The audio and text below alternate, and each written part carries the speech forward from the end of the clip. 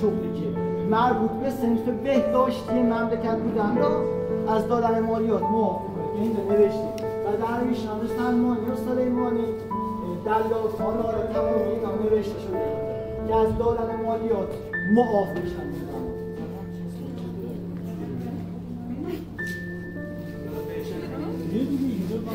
بله همینه 1021 هجریه 90 آواز نمیده یکی تنه عزیز خیلی عزیز 1021 هجریه من اصلا اینجا مال اینجا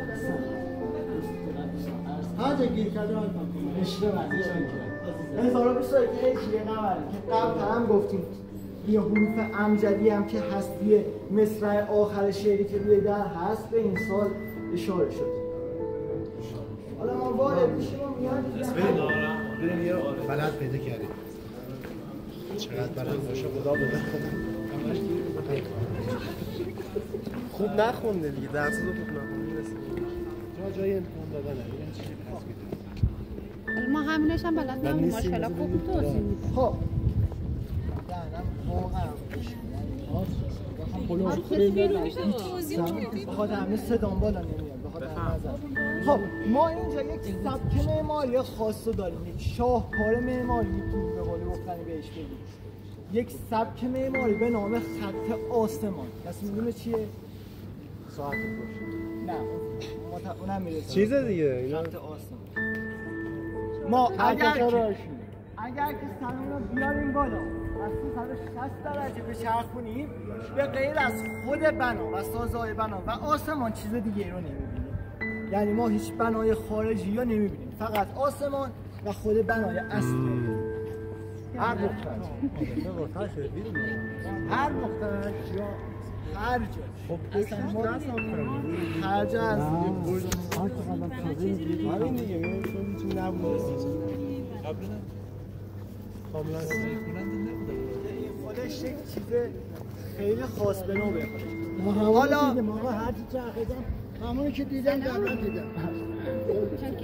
خب یک چیز جالب تری هم که از یک سبک معماری کاملا ایرانی در اینجا استفاده شده. چی استفاده شده؟ سبک معماری کاملا ایرانی، سبک معماری 4 ایوان. کسی میدونه چه فلسفه پشتشه؟ ایران کشور چند فصله؟ پس 4 فصل هم می‌خواستم بگم. آره 4 فصل. یعنی اینکه هر ایوان مخصوص یک فصل بود. ایوانی که رو برای اون هست مال تابستانه، ایوان پشت اون مال بهاره، ایوان شرق مال ایوان دست راست مال زمستانه که شبستان مال به قول گفتن بلند داره که بازی گرم بودن میزنن. ایوان غربی دست چپ اونم مال فصل پاییز هست که هر کدوم که فصل خودشون استفاده های خودشون رو داشتن. نشانه از سبک معماری خاص. اینجا همونجور که قبل‌تر گفتیم 420 سال قدمت داره. این مسجد سرپوشیده نیست. همین سرپوشیده نیست. توی 420 سال این همه باران، برف، سرما، گرما، زلزله، این همه چیز، این همه مانع رو رد کرده. اما هنوز هم که هنوز سال خیلی جالب چیز عجیب غریبی که 3 تا دلیل داشته. اولش اگه فردا که میام تهران نامش چرا؟ ببینید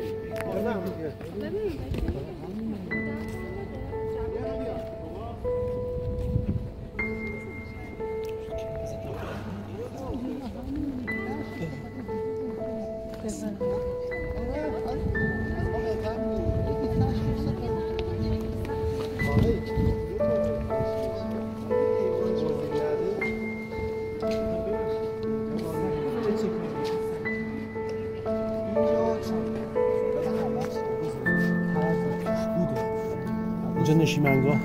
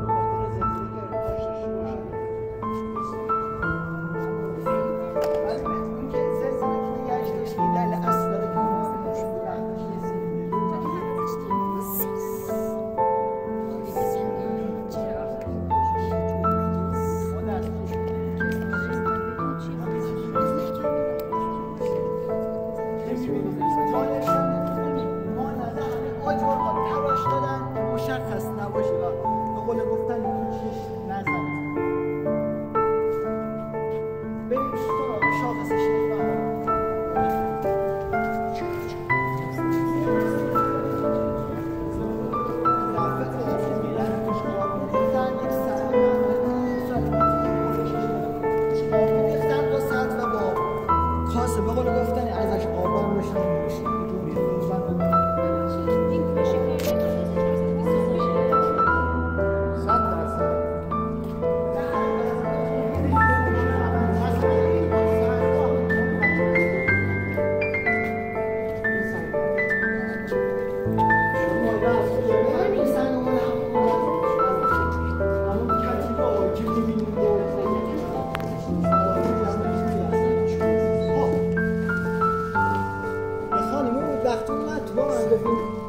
شاخص کجاست؟ نمیدونم کجاست.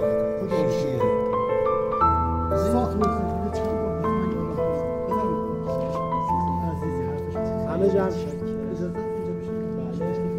اما اجازه میده اجازه پوزش. اگه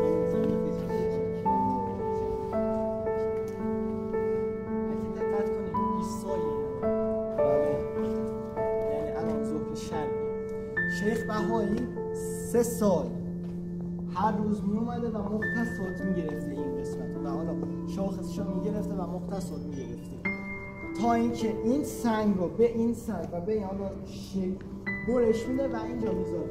زمانی که این سنگ هیچ سایه‌ای نداشته باشه الان پایینش قسمت رو نبا پایینش بله زمانی که هیچ سایه‌ای نداشته باشه ما داخل ظهر شرقی معذرا همون جایی که دوست عزیزمون نشسته ببینه که این کاملا هیچ سایه‌ای نداره و میفهمه که رسیدیم به ظهر شرقی و از اون دری که پشت سرمون هست راپله میخورده میرفته بالا و از آن رو برای جنوب بوده در بین نصف و نهار اصفهان قرار داره و به خاطر همینه که زمانی که آفتاب قشنگ مستقیم میزنه چون قرص کنه که شمال آفتاب که میزنه ببین کامل مشخص که ظهر شرقی ازش میاد. این چیز عجیبی نیست. جالبش اینه که 3 سال براش زمان برده اما چیز عجیبی نیست. تقریبا آره ولی چیز عجیبی نیست چون ما حتی در خانه‌های قدیمی میبینیم که از اروسیاشون یعنی درهای اصلیشون یه جوری میذاشتن یعنی یه جوری گفتن زاویه خونه یه جوری بوده که قشنگ از جای منبع نور ساعت متوجه میشدن اون زمان یعنی 350 200 سال حتی زمان سفری که قشنگ از جایی که منبع نور بوده ساعت متوجه میشن اصلا میگفتن ساعت 5 4 6 اینجوریه نه فقط واسه از اون نه واسه کارهای روزمرهشون متوجه میشدن دقیقاً نه خونه‌هایی که شخصی بوده آره خونه‌های قدیمی این واسه ظهر شرقی ساعت حالا افتاد که خب جالب چون ما اولین نخستین ساعتی که داشتیم چی بود شما میومد که قشنگ به سمت شمالی جنوبی میومد قشنگ یه چوب می‌ذاشت دور دورش می‌کشیدی و از سایه چوب متوجه می‌شدی به ساعت چند این نخستین ساعتی بوده که ما داشتیم توی تاریخ بشری در تقلید از همون نور آفتاب و اون منبع نور اومدن هم توی خونه‌هاشون و هم این شاخصی که شیخ بهایی استفاده کرده اومدن و به این ظهر شرقی هم معمولا بین ساعت 11 تا 1 متوجه میشن و حتی روزهایی هم که آفتابی نبوده یعنی به قول گفتن جلوی آفتاب میگرفته بازم متوجه میشد بازم یعنی از اون منبع نور ریزی که میومده بازم متوجه میشدن که کی ظهر شرقی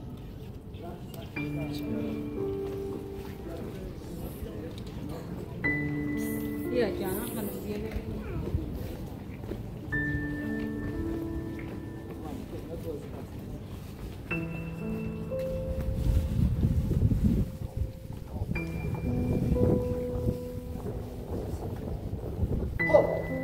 قبل‌تر گفتیم که زمان صفوی وقتی که می‌خواستن یک قانون مهمی رو وضع کنن توی یک جایی که محل تردد عمومی بوده اون رو به صورت کتیبه یا نگاره در می‌آوردن که هر کی میره و بیاد اون رو ببینه اما این دوتا مال زمان قاجار زمانی که فتحعلی شاه و ناصرالدین شاه قاجار یک سفرخواه رو به اصفهان داشتن و به تقلید از اون کار حالا حسادت یا هر چیز دیگه‌ای بالاخره گورشون اومده خواستن بالاخره توی این بنای بزرگی یه دسته داشته باشن به تقلید از همون کار قانونهایی که توی اصفهان وضع میکنن رو میان و اینجا به صورت کتیبه در میارن کتیبه مخصوص این مال زمان فتحعلی شاه زمانی که فتحعلی شاه قاجار به اصفهان سفر میکنه و از کی مالیت کار نانواه و خباز ها راضی بوده و مالیات نانواه و خباز ها رو به 1500 تومان کاهش بوده که اینجا فکر شده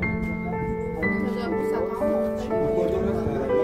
واقعا 1500 کاهش اما مبلغ همش راجع به کاهش 1500 تومان کاهش اما زمانی که ناصرالدین شاه قاجار سفر میکنه به اصفهان این قانون رو رد میکنه و دوباره گفتن مالیات نانواه ها رو به 2000 تومان افزایش میده ترتیبش این دوره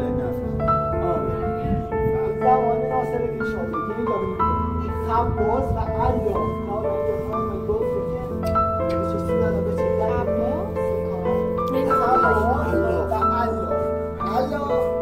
برنج فروشات علوف فروشان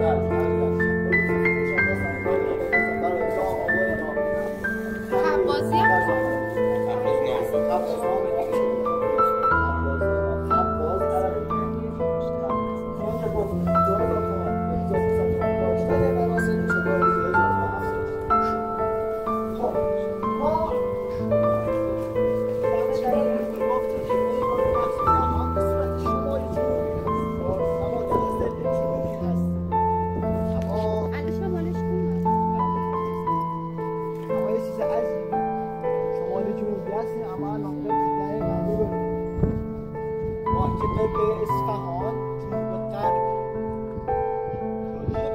چون که اونجا پیچیدیم دیگه اونجا پیچیدیم علی اکبر اصفهانی که معمار اینجا بوده قشنگ بدون اینکه شما متوجه یعنی زیاد قشنگ متوجه بشید با 2 تا راه رو فقط کل این بنا رو به صورت کجدر قشنگ به صورت جنوب غربی داره که خیلی جالبه شما راه مستقیم بستی اگر که ببینید مستقیم بیاری بستی بر حسب از 2 تا راه رو رد شید و بدون اینکه شما متوجه بشید به صورت ناخودآگاه مستقیم خارج اینکه بهتر بفهمید چقدر این کار ظرافت داشته تو به عقب و این منارهای خروجی رو ببینید حتی توی عکس‌های هوایی توی عکس‌های هوایی نقش جهان ما اگه دقت کنید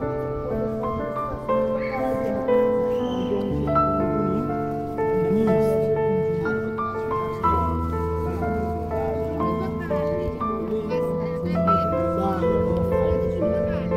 الانم که اینا دیدیم بازم مغزمون نمیخواد قبول کنه که ما کجیم یعنی اصلا نمیتونیم آره اصلا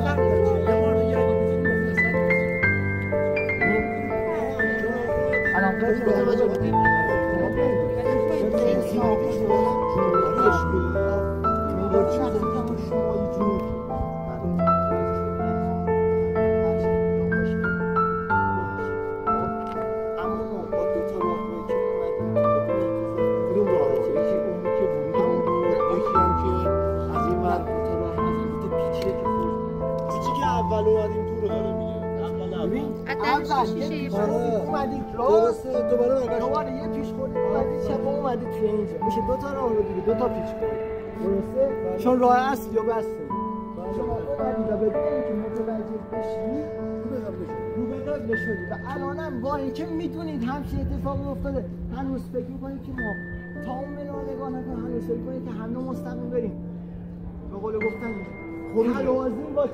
تلازیم با میدانه نقش جام اما اینجور نیست که این نبوغ علی اکبر اصفهانی رو توی کارش نشون میده که اصلا چقدر ظرافت داشته. خب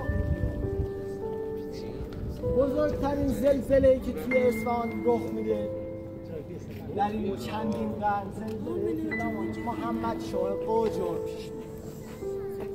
محمد شاه قاجار کی بوده؟ پدر ناصرالدین شاه قاجار فرزند عباسی برای فتحش یک زلزله بزرگ پیش میاد که خیلی خسارت میزنه به اصفهان اما این بنا آسیب نمیبینه که گفتیم 3 تا دلیل داره که یکیشو گفتیم 2 تا دیگه‌ش هم جلوتر اما چیز جالبیش هست اینه که محمد شاه اومده و اینو ذکر کرده توی این کتیبه و اون کتیبه که اون سمته. اما این بنا زیاد آسیب نمی‌بینه که خیلی جالبه. گفتیم چیزای بزرگو همیشه به سمت کتیبه دارن. حالا چیزی که اینجا رو خیلی خاصش می‌کنه اصلا چیزی که اینجا شهرت جهانی بهش داده دیگه اون گنبد که الان میریم می‌بینید چه می‌کنه. اینجا رو چند سال طول کشیده ساختن؟ 420 سال. نه چند سال کار عملیاتی. ببین دو تا تاریخ داره. 1098 هجری قمری میگم پایان یافته، یکی هم 1077. خب آغاز 1021. یعنی 50 سال. بین 57 ساله یا 77. 50 سال کشته نخیران باش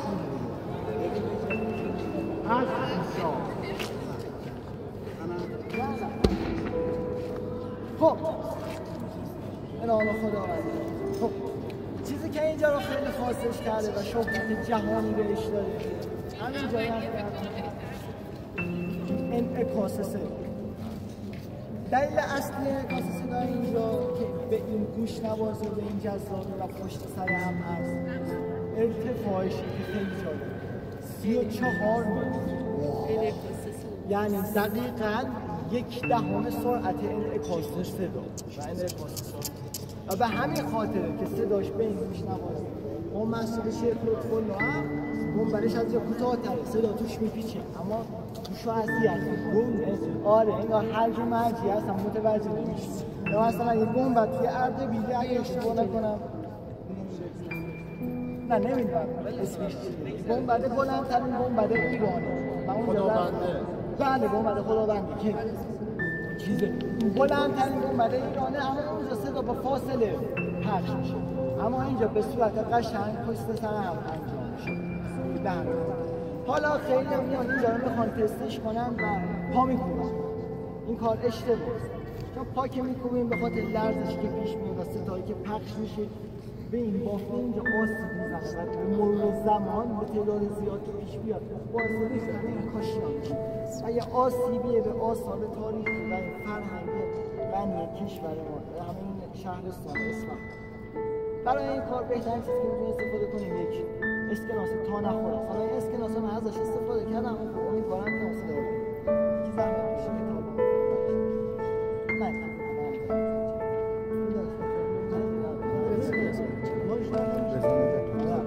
خب اول به پای میزنم بعد به بالا.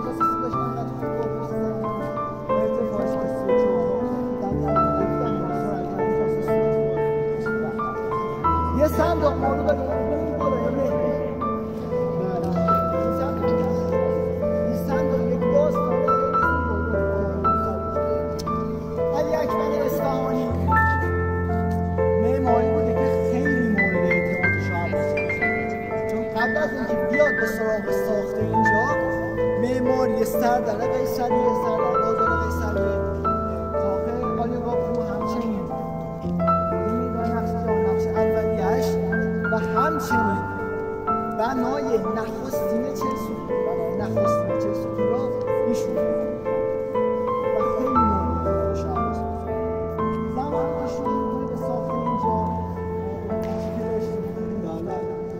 خیلی اون پیش درک میکردن، اما میان به شهر عباس میگن که محراب این مسجد به سمت قبله نیست و به قول گفتم چه قولی علی اکبر اصفهانی. چرا؟ چون هستن اون موقع هم نخواهی بیده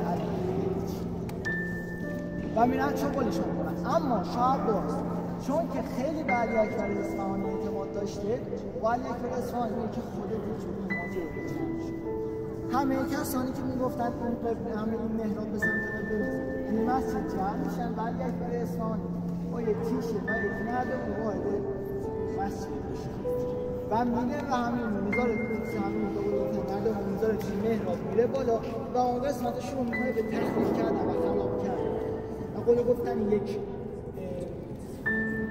پنجره مانند باز میکنه و خراب میکنه و میاد پایین و میگه که منی که اینجا معماری کردم از اون سوراخ و از اون پنجره خانه خدا رو دیدم و هر کسی که به حرف من اعتماد نداره میتونه بره بالا و از اونجا خانه خدا رو ببینه. اما اگر که خانه خدا رو دید بعد اتفاقات جالبی داشت در قول گفتن تحقیق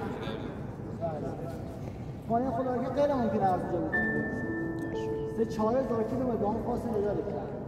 اما چون کسی جرأت این کارو نمی‌کنه و اون اینقدر از کارش مطمئن بوده که میاد اینقدر قاطع میگه که من از اینجا خونه خدا رو دیدم کسی جرأت نمی‌کنه و بعداً به قول گفتن اون سر جاشون میشونه و بعداً به افتخار اون روز بزرگ شاه عباس رو دست میده که اینجا درست نکنه به صورت صندوق برش بکنه و یک قرآن دست‌نویسی با مهر امام دوم شیعه با قسم مشتبه مخصوص ایشون توی اون صندوق میذاره که الان نرید بدید من خودم میخواستم برم بدوزدم دیدم نه قرآن ها انتقال دادم به موزه کامپیشن و خب این چیزش خیلی جالبه که اینقدر از کارش مطمئن قرآن با با مهر امام حسن مشتبه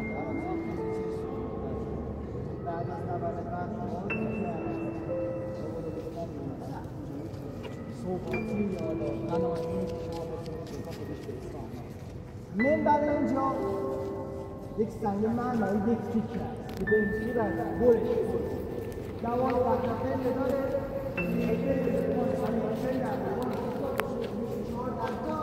و نشان از 14 معصومه بزرگتر میشه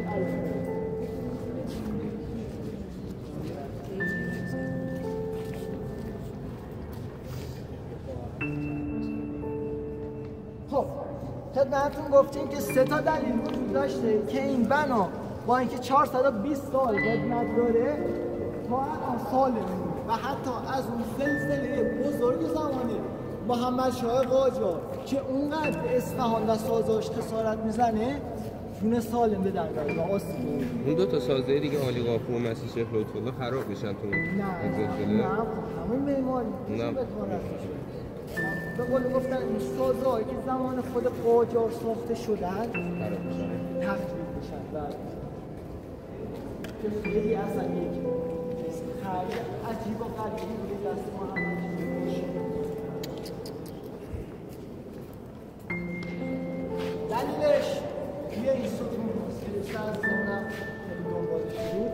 دلیل چی؟ ستون ها دلیل اینکه توی این زلزله اینجا جون سالم به در برده و هیچ آسیب ندیده اینه.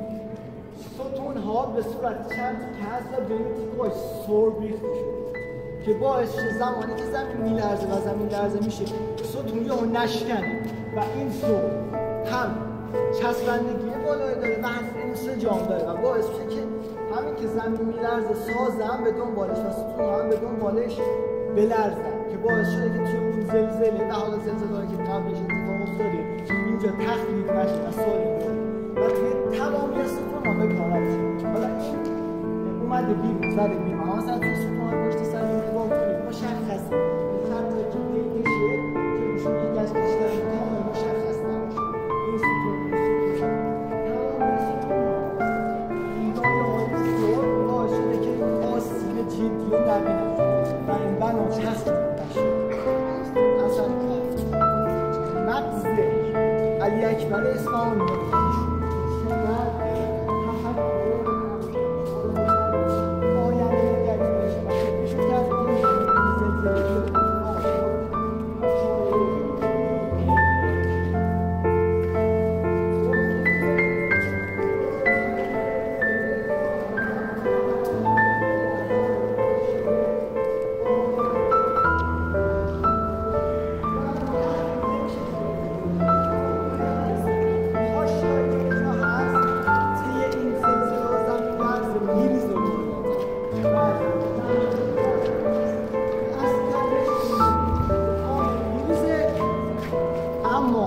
قجر میاد به سمت خودش اینجا رو مرمت کنه.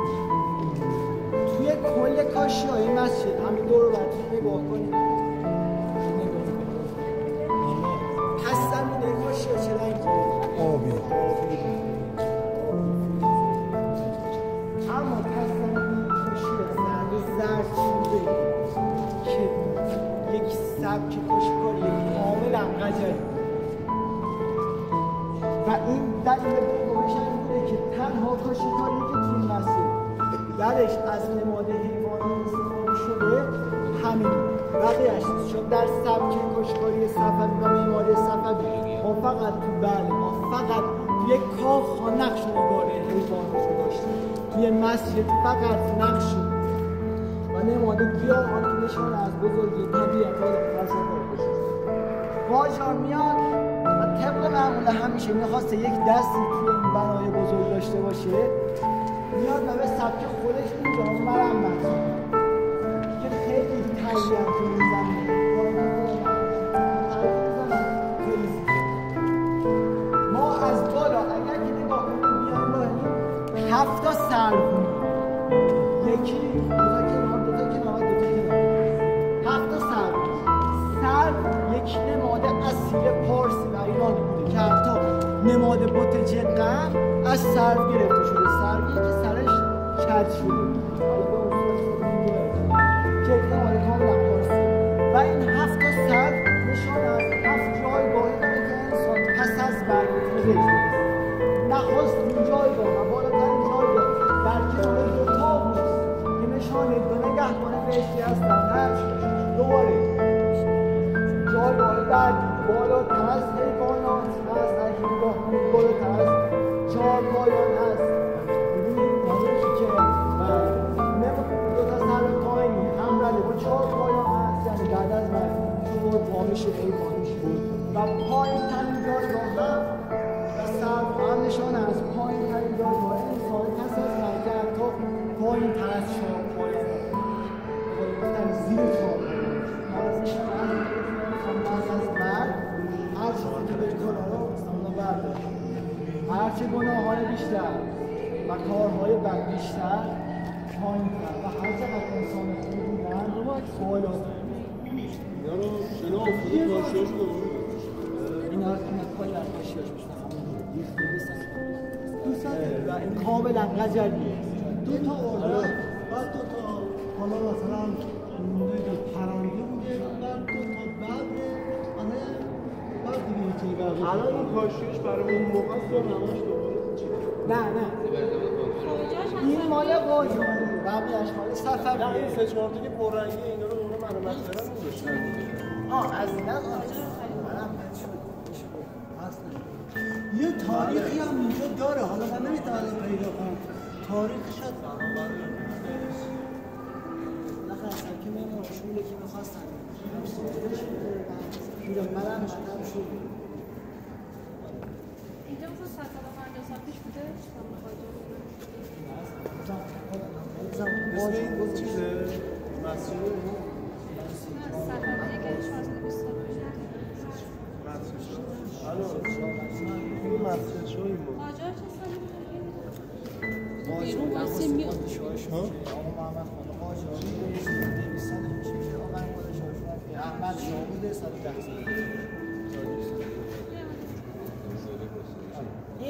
زمان محمد شاه بود، نوه فتحعلی شد، فرزند عباس بود، یه چیز حدود 150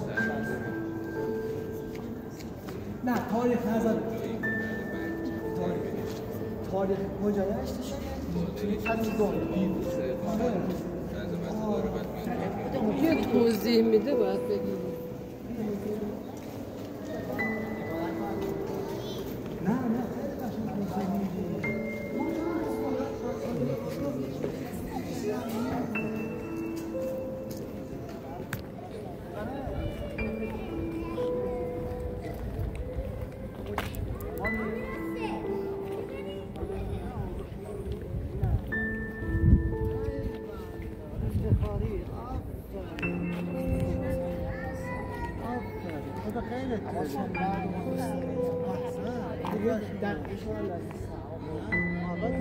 اسلامی بخوایم بگیم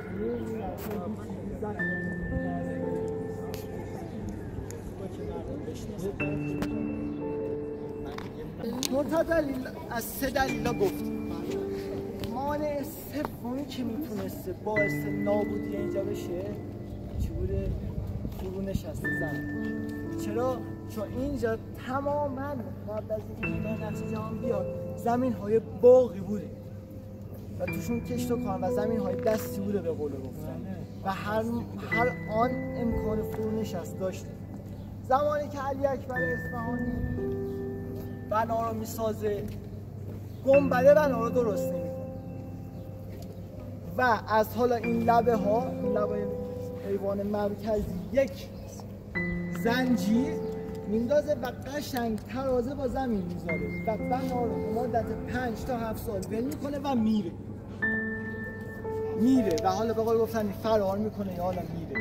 یه جوری که شاه عباس فوق‌العاده از این کارش عصبانی میشه، با فشاری که اطرافیان بهش میاره حتی دستور قتل علی اکبر اصفهانی ها میده و حتی برای سر اون جایزه میذاره و با خودش میگه چه اشتباهی کردم این بنا دادم و علی اکبر اصفهانی بنا اما علی اکبر اصفهانی بعد از 7 سال خودش میاد و خودش تحت شاه عباس میده و میگه فقط یه تو که با من بیا مسجد اونجا بریم من با تو یه حرف میزنم اگر که من اما اگر من تبینم من در اختیار تو بخواه منو سلام و شاه عباس قبول میاد و بعد از 7 سال وارد بنا میشن که نیمه کار وی شد و میبینن این زنجیری که از اونجا ول کردن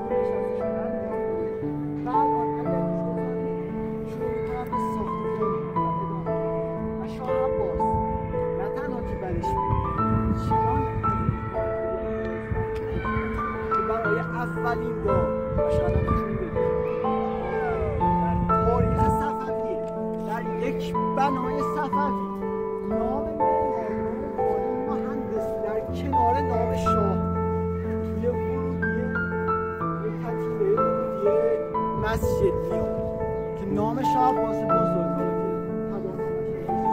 شده و زیرش نام معمار که علی اکبر اصفهانیه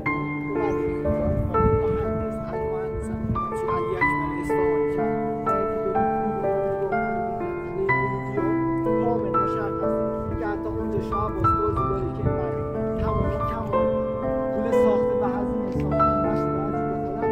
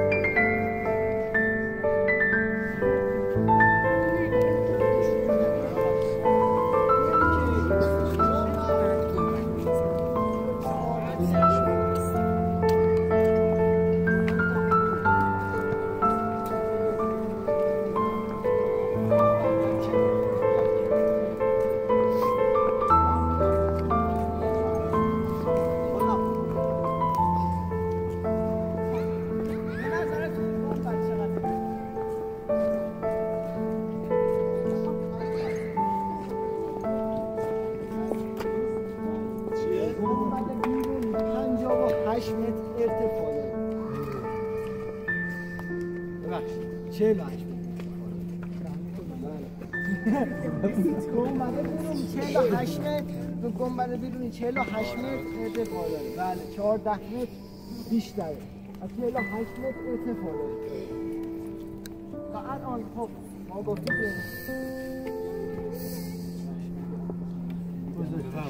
خیلی کلیدش از همه دوستان خیلی بله ما خدمتتون گفتیم که ارتفاع گنبد داخلی 34 متره که دلیل اصلی این که انعکاس صدا توش به این زیبایی هستن همینه که 1/10 سرعت انعکاس صدا. گنبد بیرونی ارتفاعش 58 متره. 40 نه 58 آب که بهم نمیرسه 58 متر که این نشانه هست داره گنبدهای دو پوسته اکثرا دو پوست روی همه. مثلا گنبد مسجد شیخ لطف‌الله دو پوست هست اما دو پوست روی همه. یعنی اگر که بخوان گنبد نخست نابود کنن و خراب کنن گنبد دوم هم خود به خود تخریب میشه و آسیب میگیره. اما این سازه به راحتی میتونن گنبد بالای و گنبد نخست نابود کنن بدون اینکه گنبد زیرین آسیب ببینه و حتی بالعکس. چرا دو تا دو پوسته هستن دلیل انعکاس دو پوسته. یعنی هدفشون بود که انعکاس صدا درست کنه. اما چرا؟ حالا بهتون میگم چرا دومی 58 متر اولیه. چون این توی علم معماری برای برقراری تناسب از الگوی بدن انسان استفاده. اگر که این گنبد نخست 34 متر بود یعنی لایه دیگه میومد روش تمام اندازه 34 متر توی بنای به این بزرگی مثل یه انسان بود که اینقدر هیکل داره اینقدر کل یعنی تناسب نداشت اصلا نمیخورد اصلا جالب نبود. اما برای اینکه میخواستن اون انعکاس صدا به اون زیبایی باشه مجبور بودن که گنبد رو به ارتفاع 34 متر بگیرن. برای همین میان گنبد اول 34 متر میگیرن و گنبد دوم 58 متر که این خیلی جالبه که هم اون تناسب رعایت میشه و اون هم اون انعکاس صدا و اون چیزی که اینجا رو خاص میکنه روش برقرار میشه. حالا به نظرتون مناها چقدر اندازه‌ش؟ چی؟ به نظرتون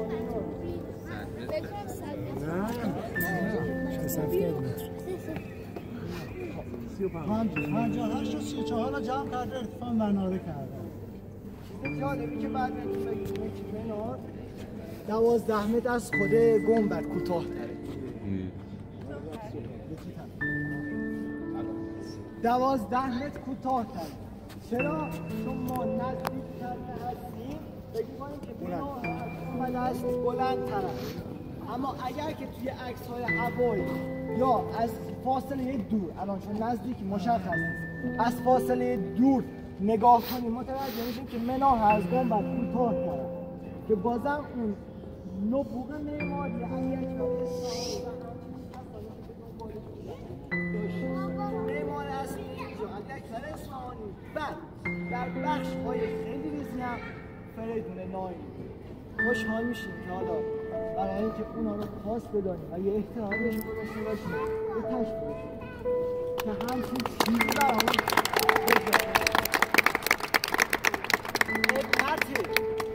این مسجد از خیلی از کشورهایی که الان دارن برامون کلوف میکشن بیشتر.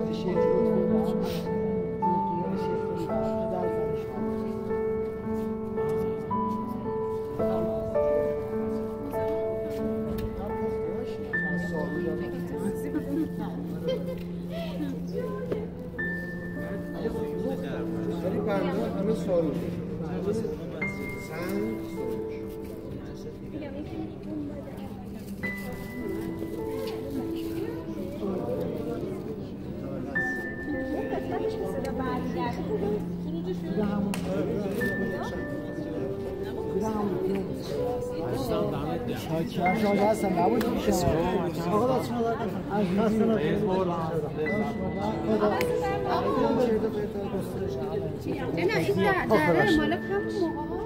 بله اینا ورودی های شبستان ما چرا از بینش دارن مثلا رسیدگی نمیشه نمیشه دست زد